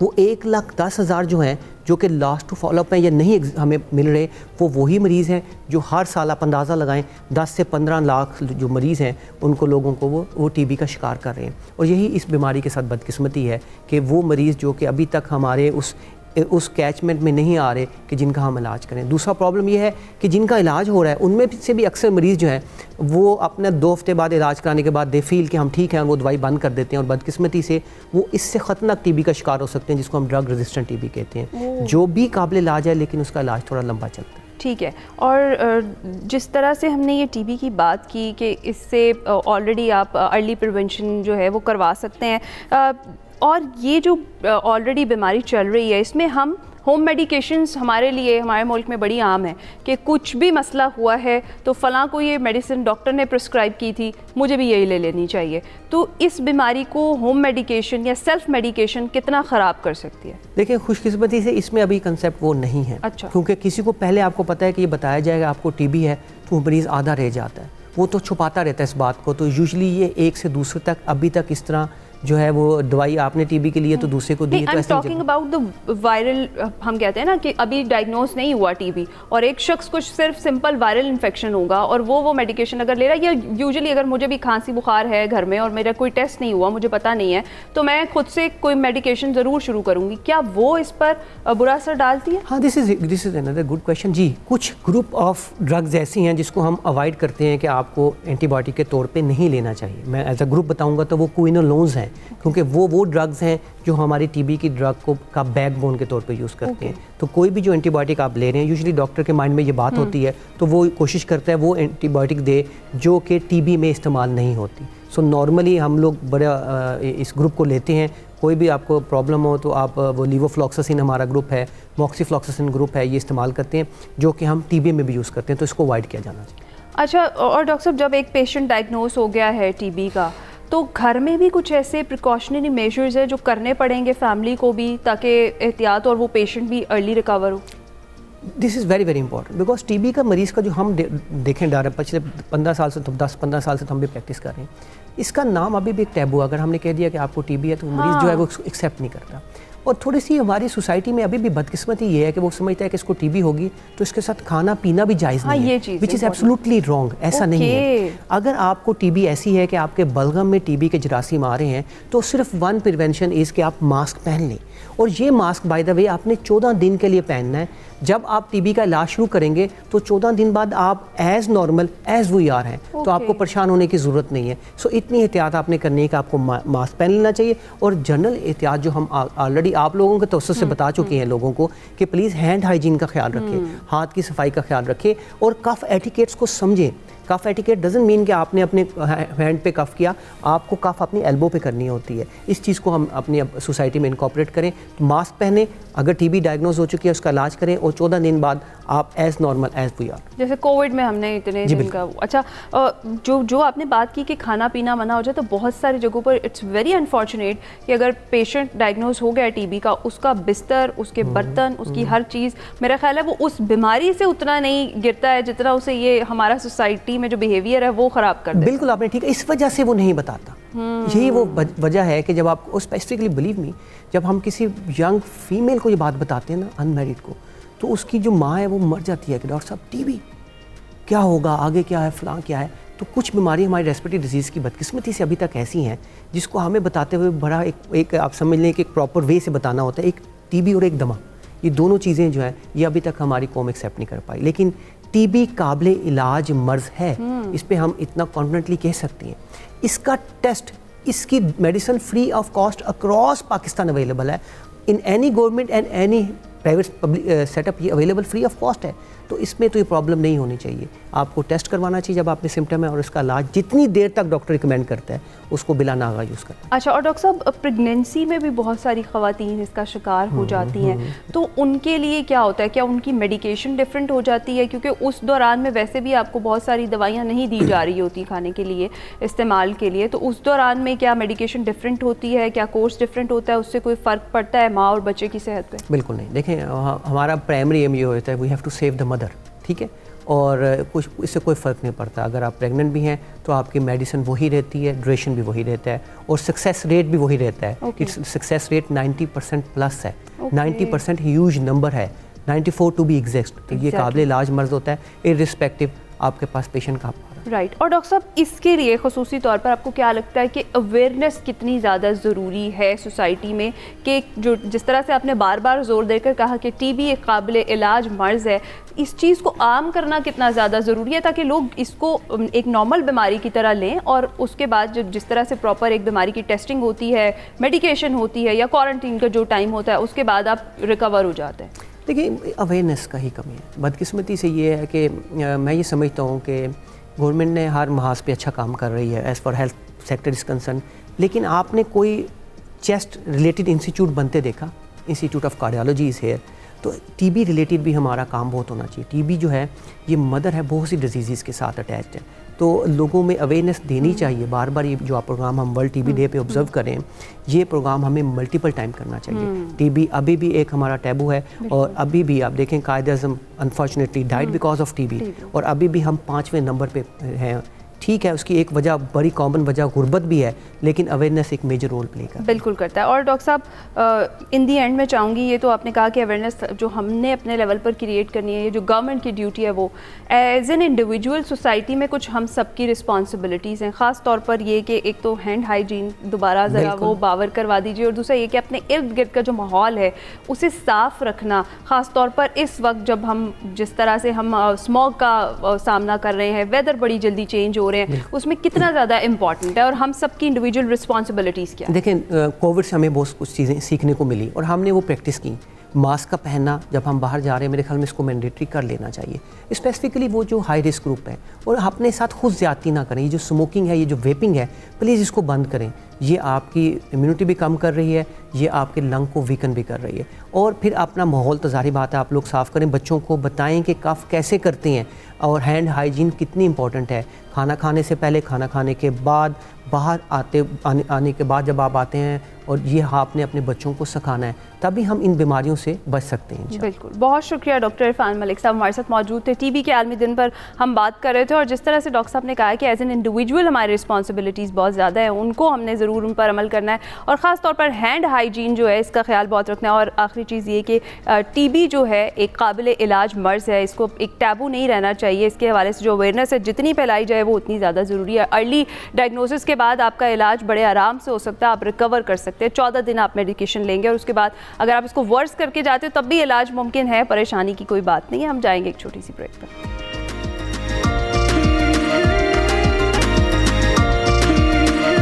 जनाब, वेलकम बैक टू एक्सप्रेसो। और जिस तरीके से ईद पर खूब खाबे इंजॉय किए हैं पाकिस्तानियों ने, और ख़ास तौर पर लाहौरियों ने कोई कसर छोड़ी नहीं, हमने कहा ज़रा दोबारा आपको उसी तरफ लेकर चलते हैं। शामिल करते हैं सेगमेंट निकले तेरी तलाश, जिसमें आज बात हो रही है लाहौरी नाश्तों पर। आइए देखते हैं।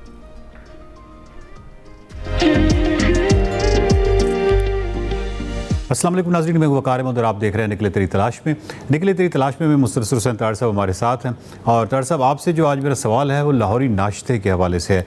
मॉर्निंग शो है, इस वक्त जितने भी लोग देख रहे होंगे उनमें से बहुत सारे लोग हो सकता है नाश्ता कर रहे हों। मेरा आपसे सवाल ये है कि लाहौरी नाश्ता, ये वो लफ्ज़ है जो कराची से लेकर खैबर तक, और उधर आप गिलगित हुंजा भी चले जाएँ, और नारान का गाँव चले जाएँ, सवात चले जाएँ, बहुत सारी जगहों पे आपको ये बोर्ड नज़र आते हैं, असली लाहौरी नाश्ता।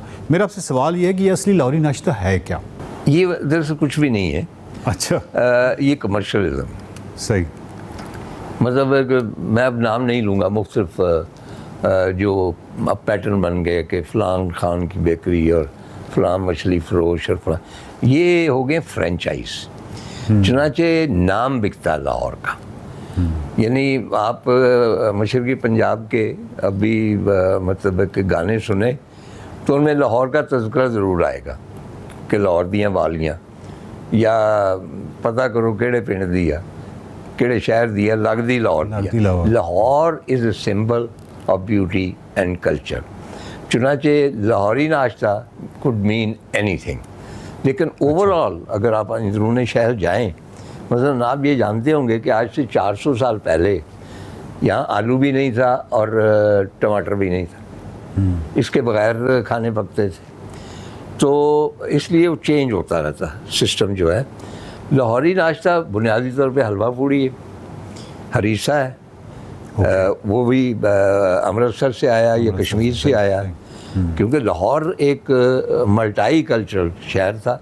इसमें बहुत सारे लोग, मतलब पठान है, पूरे एरिया जो है ककेदई जो है पठान है, अब अफ़गान डोमिनेट कर रहे हैं। With the passage of time Lahore में ये खूबी है कि वो उसे अपने अंदर समो लेता है और उसको अपनी तहजीब में रंग देता है। अच्छा, रंग से याद रहे कि लाहौरियों को रंगबाज भी कहते हैं। वो इसलिए कि यहाँ नील की बहुत तजारत होती थी। जब तक के केमिकल्स नहीं आए नील के, तब तक लाहौर की मंडी one of the biggest in subcontinent थी। यहाँ से नील कलकत्ते जाता था, वहाँ से यूरोप सप्लाई होता था, और कहा जाता है जो पहली जीन थी जिसको नीलाहट दी गई वो लाहौर के नील की थी। चुनांचे लाहौरियों को रंगबाज इसलिए कहा जाता है, अभी कहा जाता है, क्योंकि इनके हाथ नील से रंगे होते हैं। अच्छा अच्छा। चुनांचे वो टर्म अभी तक चली आ रही है रंगबाज की। चुनांचे लाहौरी नाश्ता जो है वो डिपेंड करता है कि वो जो बनाने वाला है उसका मिजाज क्या है। वो मुख्तलिफ़ किस्म के मलगूबे भी हो सकते हैं, लेकिन बुनियादी तौर पे उसमें सिरी पाए होंगे, निहारी होगी, दास कुलचा भी एक ज़माने में था, हलवा पूड़ी होगा, चने होंगे। चने बड़ी एक स्टेपल फूड है उसके साथ, बल्कि आज सुबह ही मैं नाश्ता चने का और अंडों का करके आया। और याद रहे मैं आपको एक इतला कर दूँ जी जी कि चने जो पानी में पकाए जाते हैं विदाउट फैट, सबसे ज़्यादा लजीज वो चने होते हैं। चुनांचे जो लाहौरी नाश्ते की, यानी अंदरून की मैं बात कर रहा हूँ, सबसे अहम बात ये है कि लाहौरी बेशतर जो है, बेशतर क्या 90%, वो नाश्ता वहीं से करते हैं गलियों बाज़ारों में। वो उनके घर में कोई नाश्ता तैयार नहीं होता। चुनांचे एक दफ़ा मैं गया कुछ दोस्तों के हमरा, तो उसके बाद नाश्ता भी हमने करना था, तो हमने कहा भी साइट सीइंग बहुत हो चुकी, नाश्ते का कुछ पता कैसे कर लेते हैं, तो आप जब कहेंगे कर लेंगे। तो मैंने कहा कि हाँ जी नाश्ता, कहने लगे ये सामने बैठा हुआ एक फुटपाथ पे 2-3 देगे वगैरह पता नहीं क्या बनाया। मैंने कहा कि आपने ट्राई किया? कहते नहीं, बैठे हैं सही। वो बैठे तो वाकई वो अच्छा था। अच्छा। उस शोरबा उसने किसी चीज़ का बनाया हुआ था, साथ नान थे, वो बहुत ही मज़ेदार। तो मैंने कहा कि हाउ डिड यू नो कि ये अच्छा होगा? उनका जी तारक साहब, जो बंदा देजका लगा के बैठा हुआ है ना अंदरून एक महल्ले में बैठा हुआ, महल्ले के लोग उससे नाश्ता करते हैं, ऊपर से वो छिकू नीचे गिराती है बड़ी अम्मा के लो इसमें 2 कुलचे डालो और वो सिरी पाए का शोरबा डालो। वो अगर उसको पसंद आए तो वेल इनफ, नहीं तो वही प्याला उसके मुंह पे मारती ऊपर से। चुनांचे अगर वो बैठा हुआ है तो दैट मीन्स के उस खुराक में जायका है। चुनांचे लाहौरी जो है नाश्ता वो कोई ख़ास पर्टिकुलर नहीं है, हर महल्ले का, हर गली का, हर कूचे का एक अलहदा मिजाज है, उस मिजाज के मुताबिक वो नाश्ता कर। बहुत शुक्रिया तार साहब। नाज़रीन, अगले हफ्ते फिर मुलाकात होगी। देखते रहिए निकले तेरी तलाश में।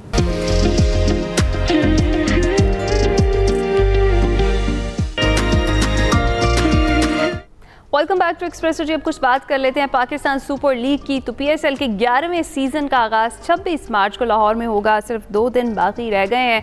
पीएसएल के 11वें एडिशन में पहली बार 8 टीमें शिरकत करेंगी, जिनमें 2 नई टीमें शामिल हैं। हैदराबाद किंग्समैन और रावलपिंडी पिंडीज़ लीग में शामिल होने वाली जो नई फ्रेंचाइजीज़ हैं।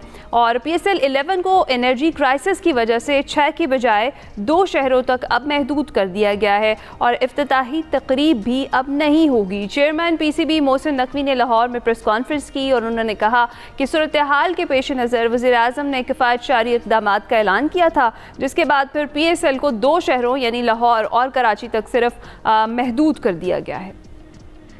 हालात की वजह से डिसीजन लेना पड़ा। PSL 11 के नए शेड्यूल का ऐलान कर दिया गया है। लाहौर और कराची 39 रोज़ में 44 मैचेस की मेज़बानी करने जा रहे हैं, यानी लाहौर और कराची में 22 मैचेस खेले जाएंगे। ये सारी सूरत हाल पर बात करते हैं जी। सलीम खालिक साहब हमें ज्वाइन कर चुके हैं। अस्सलाम वालेकुम सलीम खालिक साहब, गुड मॉर्निंग, कैसे हैं आप? वालेकुम अस्सलाम, आप लोग कैसे हैं? ताखीर से ईद मुबारक आपको। खैर मुबारक। सलीम खालिक साहब, जिस तरीके से ये डिसीजन लिया गया है, सिर्फ 2 दिन बाकी हैं, एक्साइटमेंट शायकीन की उरूज पर थी, फिर अनफॉर्चुनेटली वो एनर्जी क्राइसिस वाला मामला भी हुआ और फिर तमाशाइयों के बगैर कराने का फैसला किया गया है। इस डिसीजन पे क्या कमेंट करेंगे? देखिए, 2 चीजें हो सकती थी, या होती ही नहीं लीग, या जिस तरह विदाउट क्राउड हो रही है। तो अगर हम दोनों का देखें तो हमारे ख्याल में मैच होना ही चले बेहतर है, क्योंकि ग्राउंड में लोग आते हैं, नो डाउट जोशो खरोश होता है, एक माहौल बनता है। लेकिन इसके साथ साथ टेलीविजन पे भी तो लोग देखते हैं, लाखों लोग देखते हैं टेलीविजन पे मैचेस। और इस वक्त जो हालात चल रहे हैं दुनिया के, और जिस तरह एनर्जी क्राइसिस आया हुआ है पाकिस्तान में भी तो शुरू हुआ है, आगे जाके सूरत हाल और ख़राब होने का खदशा है। ऐसे में यही बेहतर है कि जिस तरह से अपना ख्याल रखा जाए, बचत की जाए, वो की जाए। और अच्छी बात यह कि क्रिकेट हो रही है, तो चलें स्टेडियम जाके नहीं, टेलीविजन पे ही मैचेस से लुत्फ़अंदोज़ हो और अपने जो लोग हैं, जो खिलाड़ी हैं, उनको बिल्कुल सपोर्ट करें। अच्छी बात यह है कि आपने देखा होगा कि बड़े बड़े फॉरेन प्लेयर्स हैं वो पाकिस्तान आ चुके हैं या आने वाले हैं।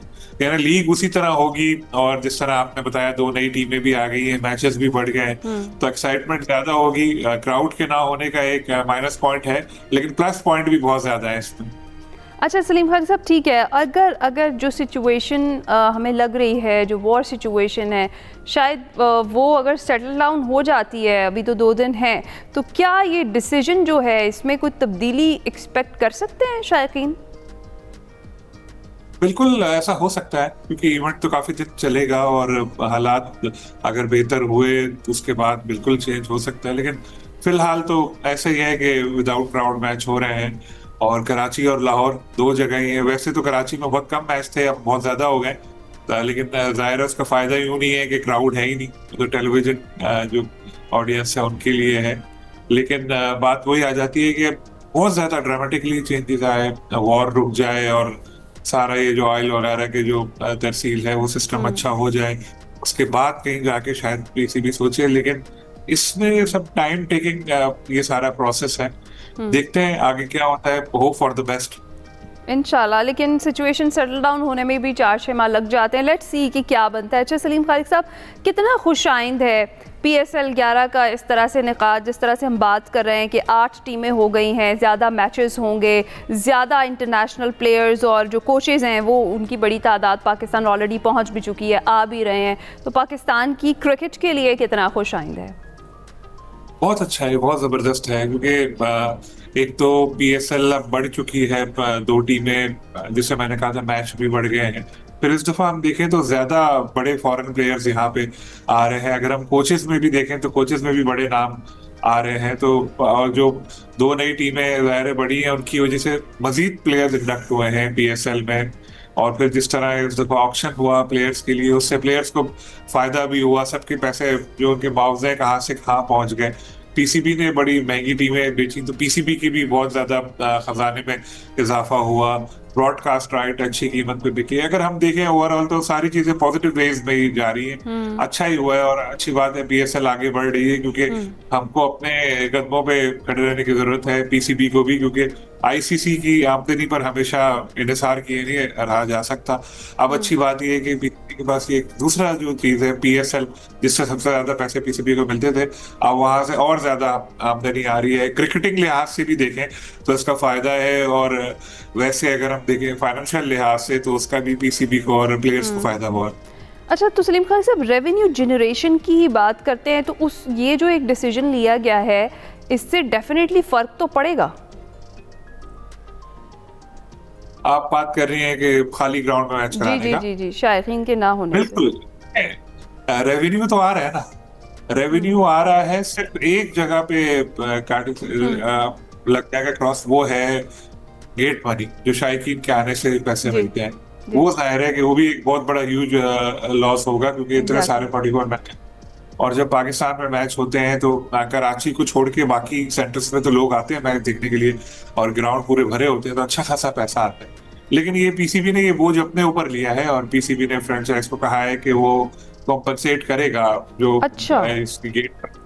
जी, तो फ्रेंचाइज को तो इतना लॉस नहीं होने, क्राउड को लॉस होना। जैसे पेशावर में पहली बार पीएसएल का मैच हो रहा था, और पहली बार कोई इंटरनेशनल लेवल का मैच होता, अरसे बाद बड़े स्टार्स खेलते, लेकिन वहां मैच नहीं हो सकेगा। इस तरह फैसलाबाद में पहली दफा होने थे मैचेस पीएसएल के, वो नहीं हो सकेंगे।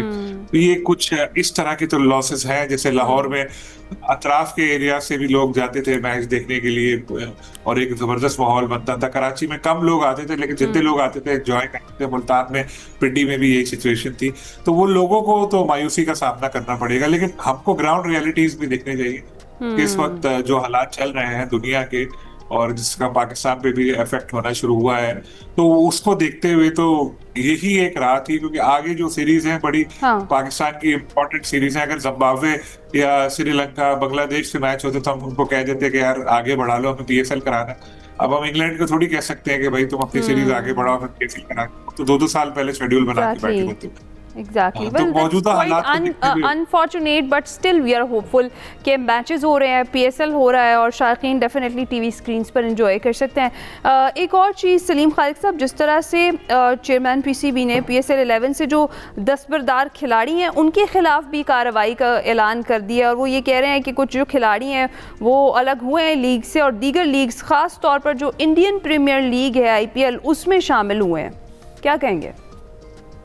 देखिए, ये बहुत गलत है कि जो प्लेयर्स इस तरह कमिटमेंट करके, कॉन्ट्रैक्ट करके पीएसएल को छोड़ के गए। ब्लेसिंग मोजरबानी एक है, और शनाका है, एक आध और प्लेयर है। पिछले साल भी एक प्लेयर ने ऐसा किया था।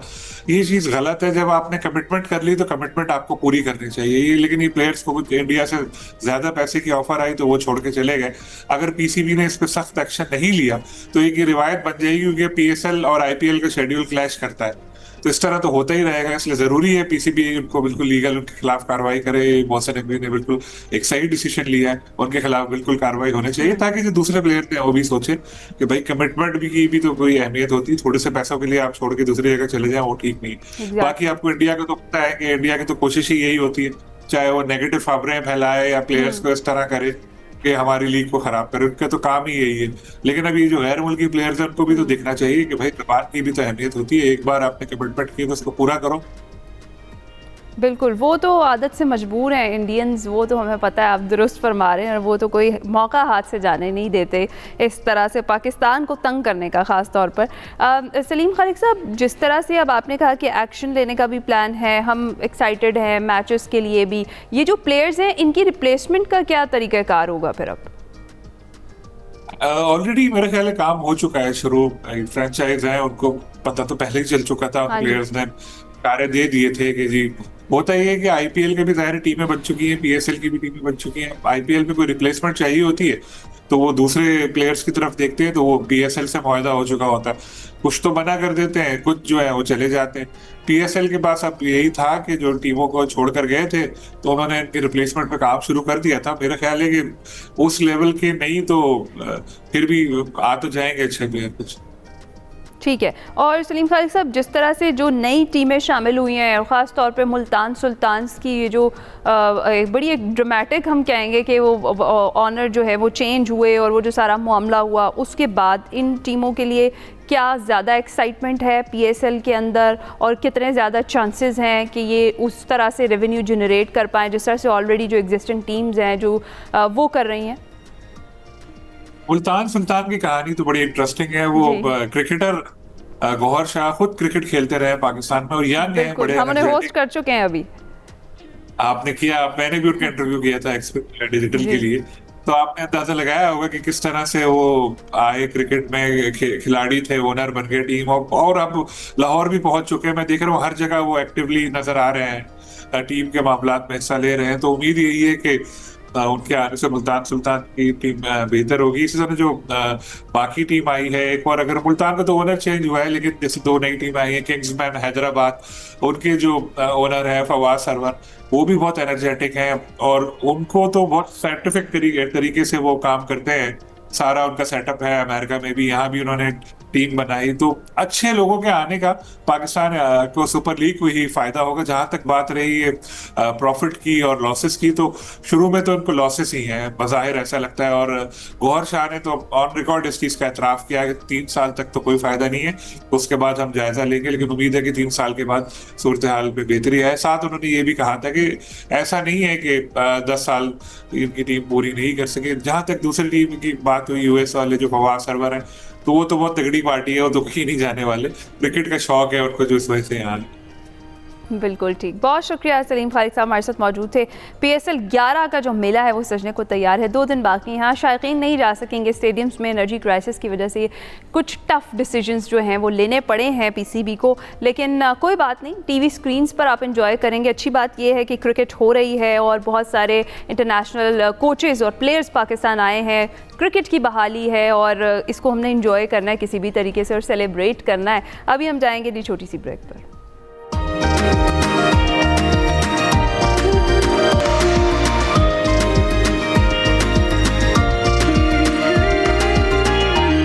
बैक टू एक्सप्रेसो जी। आज हम आपको मिलवाने जा रहे हैं सिंध खोटकी से ताल्लुक़ रखने वाले एक ऐसे गैर मामूली नौजवान से, रिजवान अली मेहर, जिनकी कहानी मेहनत, हिम्मत और अज़्म की जीती जागती मिसाल है।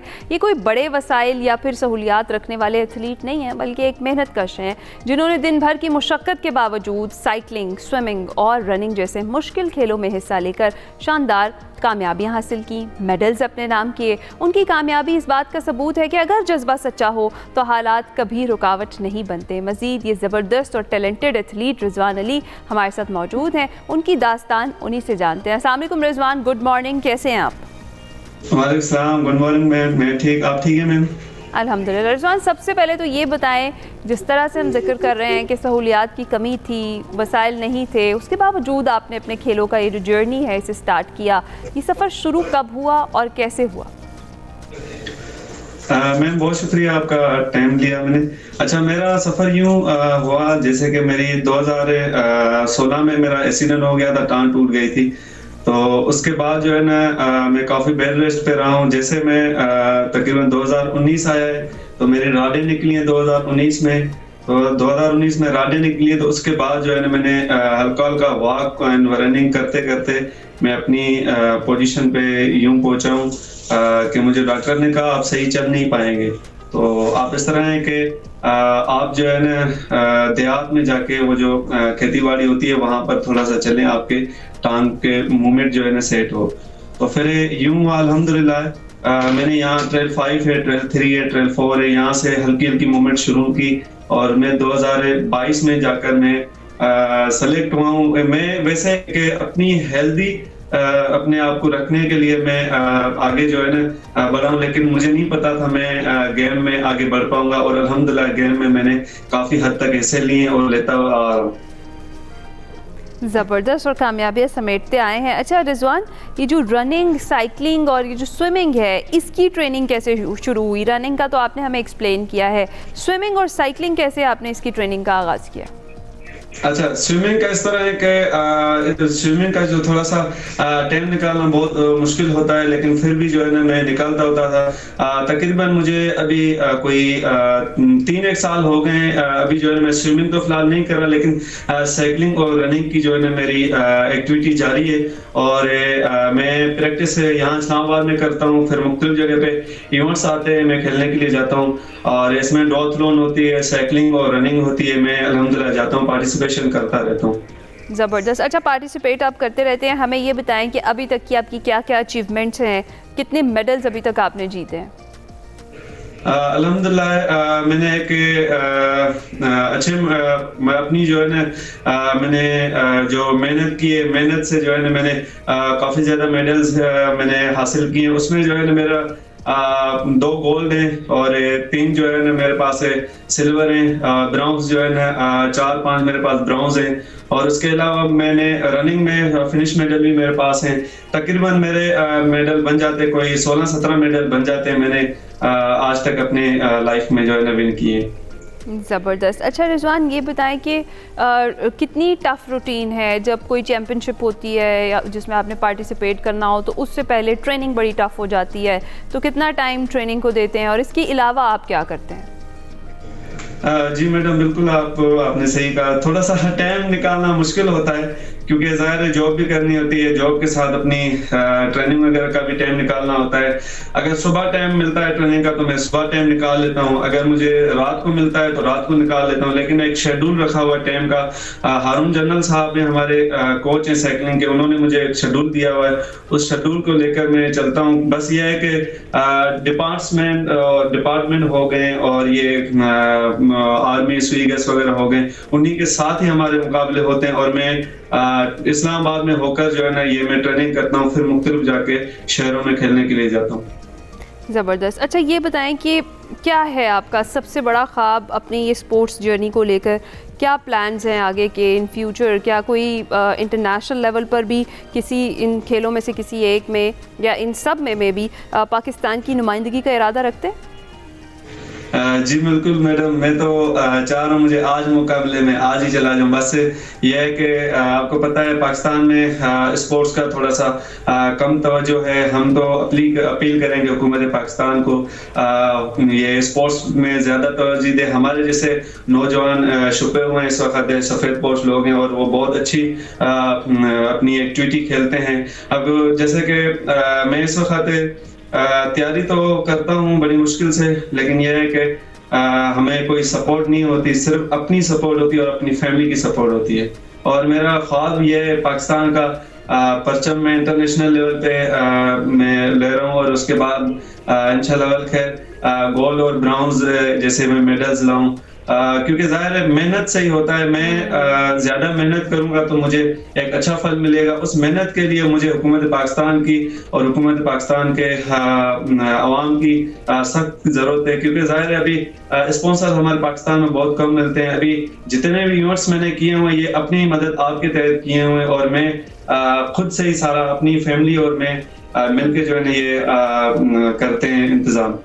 राइट। तो जनाब बड़ी अनफॉर्चुनेट सी चीज़ है कि जितने हमारे एथलीट्स हैं वो कहीं ना कहीं ये शिकवा करते दिखाई ज़रूर देते हैं।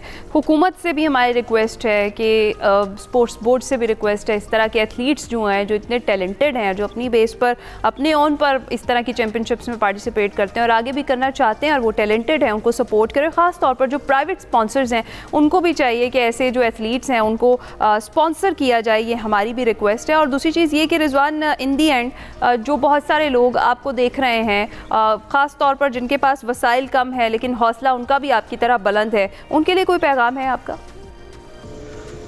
जी मैडम, मैं ये कहना चाहूँगा, देखें स्पोर्ट्स ऐसी चीज़ है, आपको हेल्दी एक्टिविटी है, आप हेल्दी रहते हैं इसमें, आप इसमें जो है ना कोई भी आप एक्टिविटी करते हैं बहुत हेल्दी हैं, क्योंकि अवाम से यही है कि जो घर में बैठे हुए हैं।